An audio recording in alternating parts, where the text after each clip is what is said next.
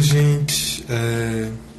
Eu tô fazendo essa transmissão e por enquanto não tem ninguém online, mas com a expectativa de poder publicar ela, né? Depois. Mas a ideia de fazer uma live mesmo sem audiência início foi que o Lucas deu a dica que na primeira a gente pode estar sem nenhum espectador, na segunda, na terceira, na quarta aparece um, a gente se agarra nele. Mas é uma das mudanças que vai estar tendo agora no Grime. E aí a ideia de fazer também, a gente vai tentar fazer uma live quinzenal. Tá entrando gente, ó. Uma live quinzenal, e a ideia de fazer por desse livro é porque era uma coisa mais fácil, né, que eu já tinha lido e tal, seria mais relembrar algumas questões.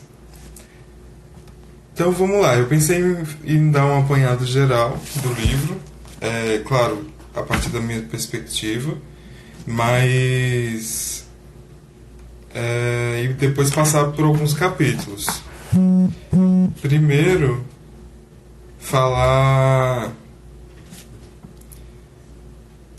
de uma maneira geral, né? Que o livro ele tem um objetivo, psicologia política e esquizoanálise. É esse aqui, tá espelhado, não sei como é que faz para não espelhar. O objetivo dele, como ele coloca aqui, né? Apresentar e discutir conceitos esquizoanalíticos que sirvam como instrumentos teóricos para análise de fenômenos psicopolíticos atuais. Só que eu acho que ele faz um pouco mais que isso. E eu também sou um grande entusiasta disso.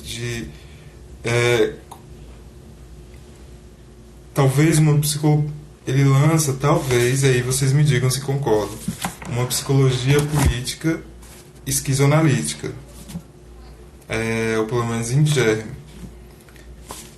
Porque ele apresenta uma concepção do que seja política, uma definição do que seja política, que é justamente a ação das forças, e apresenta um quadro teórico, que é discutir poder, subjetividade, instituições, capitalismo e alguns temas que eles colocam. De maneira geral, um livro introdutório, sim, para discutir algumas questões. Tem gente que fala que ele não adiciona nada de novo. Quem já estuda esquis, Deleuze-Guattari, adoro um monte de gente legal aqui. Deleuze-Guattari não vê nada de novo, mas eu discordo, eu vejo uma pequena diferença, que é colocar esses temas subordinados ou abrigados dentro da psicologia política. Então, é um campo que está em Constituição,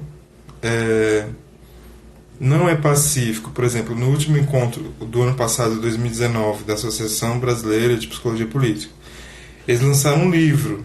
Aí lá tem o Camino, que é um dos autores do campo, ele coloca a psicologia política como uma sub-área da psicologia social. E não é pacífico isso. O que é pacífico, talvez, é que é um campo em Constituição, mas que se está subordinado à psicologia social,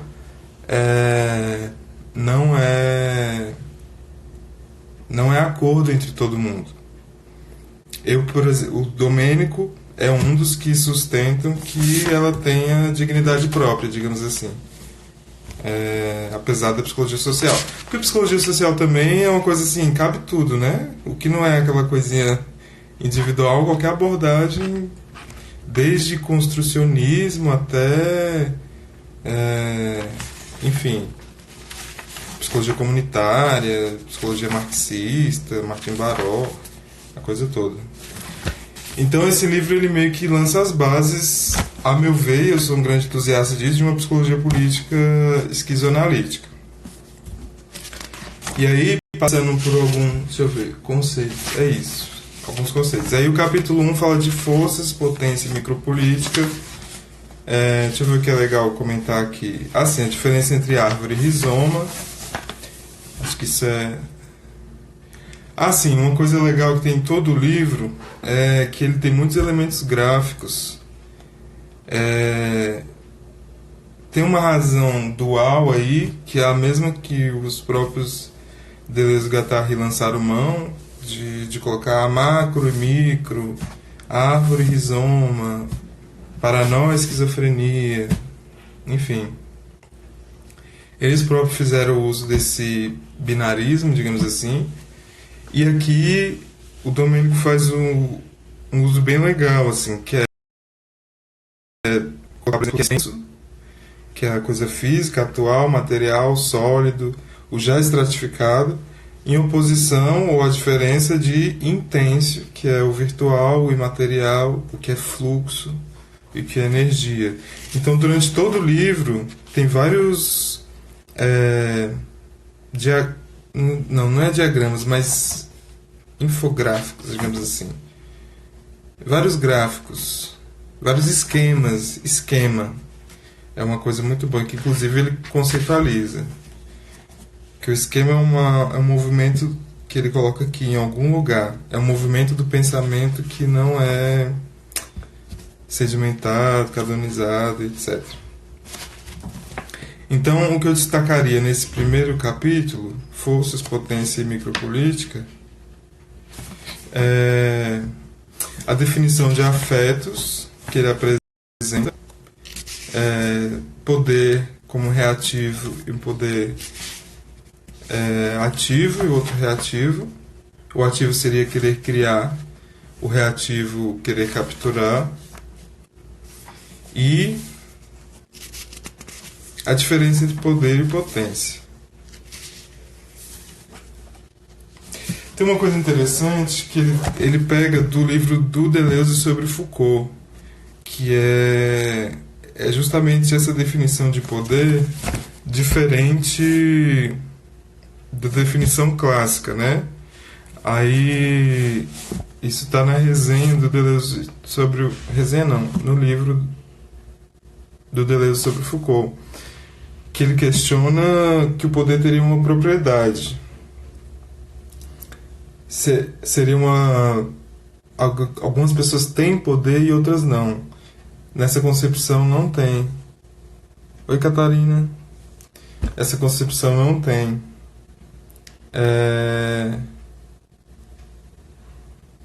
Localização, ele não estaria no estado. Subordinação, essência ou atributo, modalidade, tudo isso são atributos que a concepção Foucaultiana de poder se diferencia, digamos assim. Já aqui ele apresenta um conceito que é muito fecundo e central nessa psicologia política, talvez. Não diria central, né? Mas é muito importante, que é o de diagrama. O diagrama, você tem as relações de força. As relações de força formam relações de poder. Então, meio que... Eu vou falar uma coisa muito errada agora, mas para entender, né? Como se as forças fossem a substância do poder, o que compõe o poder. Mas não é substância em termos filosóficos rigorosos. A rigor não é isso, mas é isso, não é rigor. E a composição das forças no limite forma um diagrama, que ele é o plano que perpassa todo o campo social. Então, nesse sentido, em vez de falar em sociedade disciplinar, o Deleuze fala em diagrama disciplinar, diagrama de controle, diagrama de soberania. E nesse livro tem o que ele chama de diagrama de rendimento, que é... Isso eu anotei aqui. Diagrama de rendimento é precisamente algo que contraria o comentário de que esse livro não adicionaria nada novo. Eu acho que essa noção de diagrama de rendimento é uma das novidades desse livro, além da próprio agenciamento desses conceitos da esquizoanálise dentro de uma psicologia política.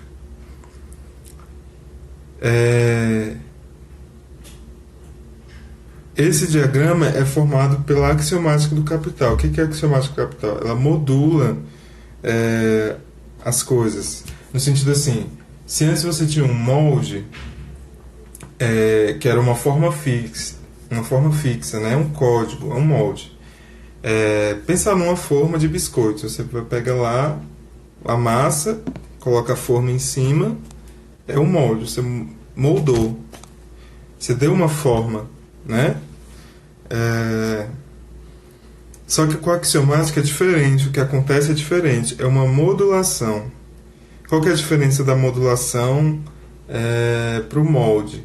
Você não muda a forma, você muda a combinação entre as formas. Por exemplo, um exemplo prático, e aí dentro da psicologia, né? E aí eu posso estar arrumando briga falando isso, mas estamos aqui para isso, né?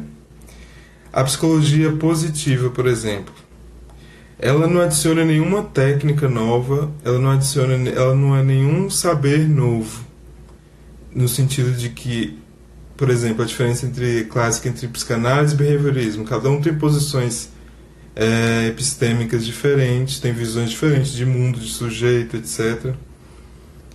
A psicologia positiva não, ela não adiciona nenhuma ontologia, nenhuma episteme nova, nenhuma técnica nova. Ela rearranja, e isso eu vi num artigo de revisão, que eu posso mandar para quem interessar, ela rearranja as técnicas já existentes, sobretudo da terapia cognitivo-comportamental e outras, em função de um objetivo maior, de bem-estar, felicidade, etc. Então, ela não molda a técnica, ela não forma uma técnica, mas ela rearranja, ela modula. É esse princípio da axiomática do capital, que ele não vai... A ideia, como no dispositivo, no diagrama disciplinar, por exemplo, que o Foucault mapeou, você pode ficar nu desde que você seja magro, esbelto, ou, no nosso caso, né, malhadinho, enfim. Isso no diagrama disciplinar. Hoje, com o diagrama de rendimento, a modulação no sentido assim, que a gente largou o terno e a gravata, a gente pode, eu tô aqui mais ou menos de escovinha, né, armadinho, mas eu poderia não estar. Largamos o terno e a gravata, a gente pode trabalhar semi-nu, inclusive. Mas tem que render. Você pode ser doido do jeito que for, no diagrama de rendimento. No disciplinar você ainda tem que estar encaixadinho, padronizado. Mas no de rendimento não, você pode ser doidão desde que você renda, desde que você trabalhe, desde que você gere lucro. Então é uma substituição do código no sentido de qualquer regra de funcionamento, pela maneira de funcionar. Esse que é o novo, ou atual diagrama que apresenta nesse livro, que esse livro discute.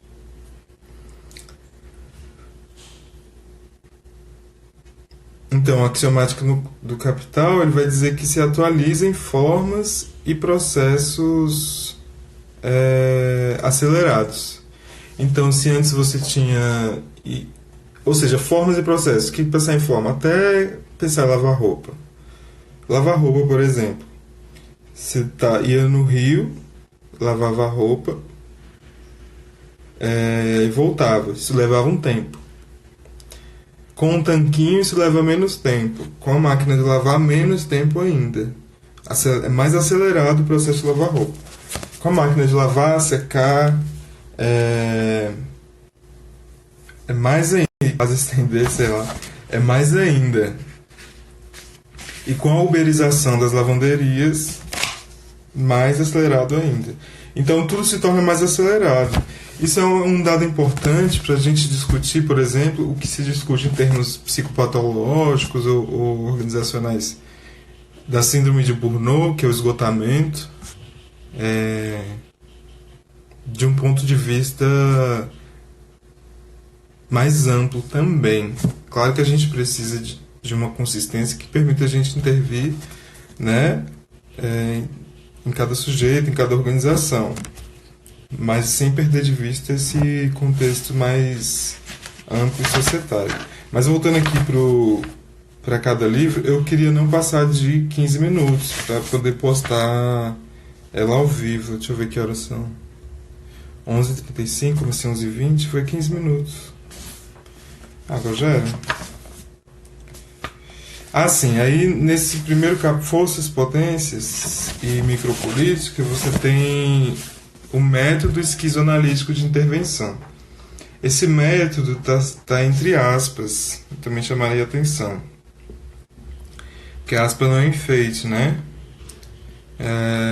Tem um funcionamento aqui. Toda vez que você vê nesses livros, por exemplo, 10 pistas descartáveis e provisórias para o esquizodrama. O Guattari e o Barenblit usam isso. O pessoal dá pistas do método da cartografia. Sempre se busca não sedimentar um método fixo, né? Isso tem sua razão de ser também, e aqui também.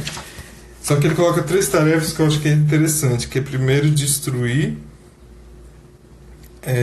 Então o método tem essas 3 tarefas: destruir, mapear e conectar. Destruir o que está aí, que no esquizodrama seria raspagem, né? Mapear, que seria identificar, captar os funcionamentos, entender, conhecer. E conectar, que seria criar também, que é você, a partir do que você destruiu e identificou, você fazer um rearranjo. De certa forma, e isso é um comentário bem precipitado meu, meio que a esquizoanálise, em certo sentido, ela capta o funcionamento do capital e se coloca em oposição a ele. Aí o segundo capítulo, subjetivação. Alguém tem pergunta, gente? Se alguém tiver, eu tô de olho aqui nos comentários.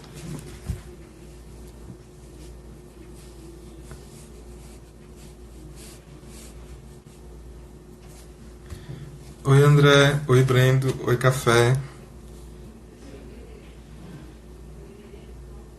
Catarina, Kívia. Kívia foi minha aluna, ainda tá aí, Kívia? Ai meu Deus.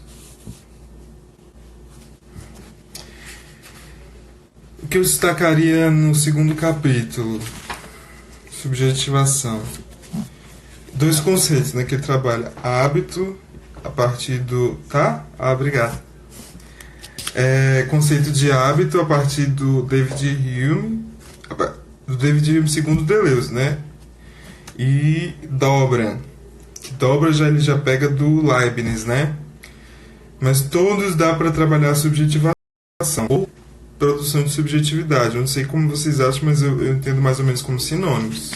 Subjetivação e produção de subjetividade. Esse conceito de dobra, para mim, pessoalmente, foi uma das coisas... Primeira... Aliás, foi o motivo de eu ter comprado esse livro, esse capítulo. Eu tenho um fascínio muito grande por esse conceito de dobra, e que ao mesmo tempo para mim é inalcançável. E ele explica que dá um sentido próprio para esse conceito, é uma variação. Tem um vídeo do Deleuze, de uma aula dele sobre Leibniz. Tá legendado em português no YouTube. Dá um nó na minha cabeça, eu não cheguei lá. Quem chegou, meus parabéns. Mas ele fala de plano e da dobra como assim. Você tem as forças, o plano, e a dobra, que seria um eu, uma subjetividade, seria uma... Exatamente, uma dobra, uma ruga nesse plano. De forças, que seria o mundo. Eu tenho um pouco de receio de ficar viajando aqui sozinho, então eu vou só anunciar que tem essa parte aqui. E tem também um gráfico, ó, que é uma coisa muito legal, é cheio de gráficos, ó. Então esse é o movimento da dogma, um movimento abstrato, né?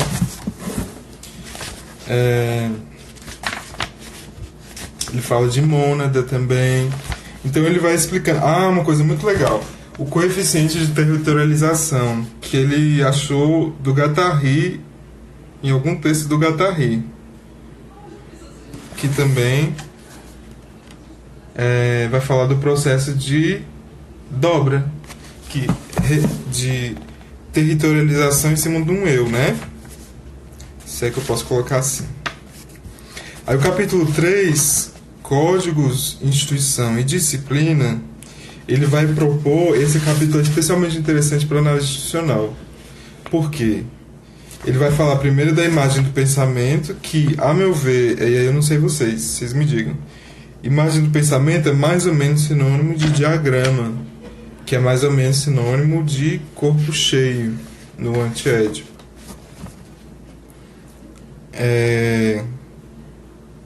Ele vai falar, codificar é atribuir caracteres fixos, etiqueta, identidade, número de registro, cifra.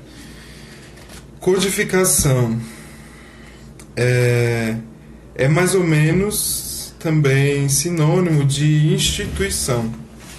Quando você codifica, você também institucionaliza. Ou são dois movimentos juntos, inseparáveis um do outro. Institucionalizar e codificar.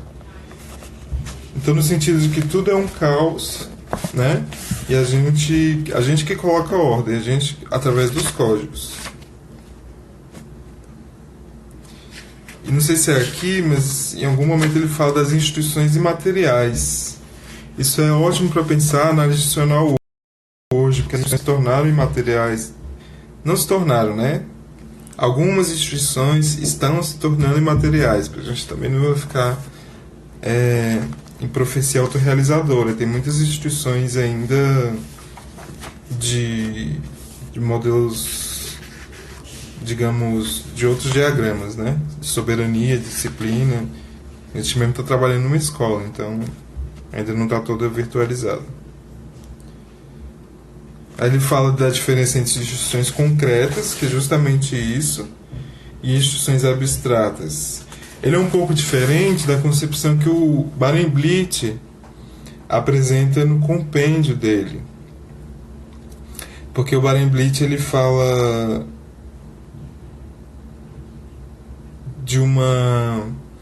das instituições como lógicas, como sempre são regularidades, como por exemplo, e são sempre abstratos. Por exemplo, homem é uma instituição, porque ele tem uma regularidade. Eu falar grosso, eu me vestir assim assado, eu me visto assim assado com uma certa regularidade. Tem uma codificação do que é ser homem, então eu posso aprender como uma instituição abstrata. Família, escola, educação, são instituições abstratas que se materializam em organizações. E aí aqui ele faz a diferença entre... Ele já usa outra chave de leitura, que é instituição abstrata e instituições concretas. As instituições são sempre abstratas, quando está materializado são organizações, e para o Domênico as instituições abstratas podem ser abstratas ou concretas. Ou, como ele coloca depois também, eu não sei se ele coloca aqui nesse livro ou em outro artigo, mas instituições imateriais. Eu não me lembro exatamente se é aqui. Não é aqui. Mas é num artigo do ano passado, retrasado, que ele fala de instituições imateriais. E aí ele fala um pouco da biopolítica, anatomopolítica, que é uma discussão que, enfim, eu não gosto muito, porque é muito abrangente e dá pouco elemento para ação direta. E tem muita gente já fazendo, então já está bem contemplado. Aí capitalismo, acho que entra um pouco naquilo que eu estava falando, né, de axiomática do capital. É um destaque daqui, que torna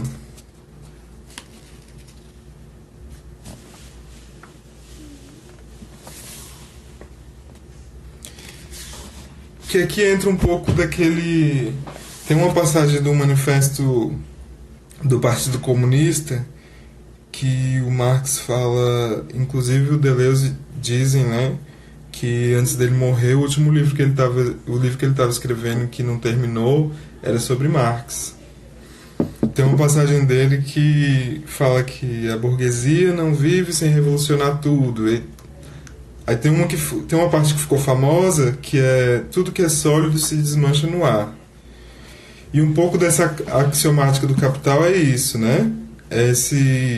É um duplo movimento que acontece, que o Capital é um princípio, né? Um conjunto de princípios.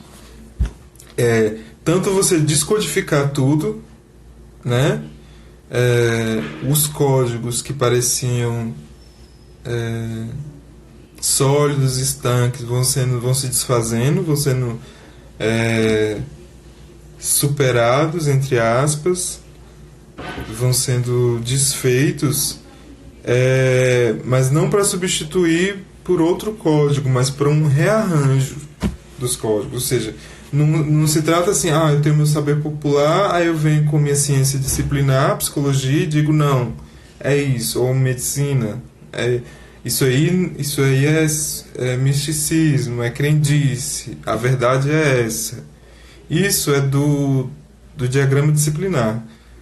No diagrama de rendimento, não, eu vou dizer, não, isso aí é verdade, se funciona, se funciona para a reprodução do capital, você pode continuar usando, mesmo que não seja verdade.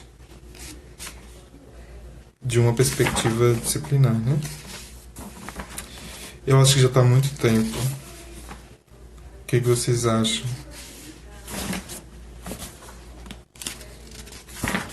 Eu vou passar rapidinho, então, pelo isso. Reage, gente. Tem alguém assistindo ainda?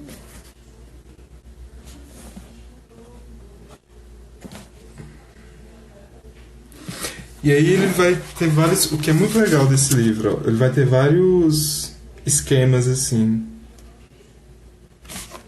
Porque, por mais que o esquema, né, seja outra linguagem, né, ele comunique outra coisa além que não do texto, ele é bem coerente com o nosso diagrama, né? E aí ele vai também partir no... É isso aí. Ele também vai partir no capítulo 5 das práticas e agenciamentos psicopolíticos, e aí já eu vejo aqui um diálogo maior com as ciências políticas, talvez, uma tentativa, uma abertura de diálogo com as ciências políticas, que usa categorias básicas desse saber, né? Anarquismo, socialismo, liberalismo, desde o ponto de vista não do agenciamento entre código e desejo, e agenciamento entre força e desejo. E aí ele vai propor, isso aqui é da tese dele, a estrato-política, algumas nomenclaturas, algumas classificações, né, grandes classificações, que são 3, a tecnopolítica e a nômado-política, política nômade. Outros esquemas também, dividindo os três tipos, digamos assim, de política. Microfascismos e neoconservadorismo foi a parte que mudou no capítulo, na segunda edição. E estados, políticas públicas e neocolonização. Eu cansei um pouco. Mas tem muita coisa, ó. Máquina de guerra. Ele vai falar de algumas saídas, né? Não só criticar o que está aí, mas ter algumas saídas de resistências, né? Enfim. É isso, gente. O que vocês acharam? Deixem nos comentários.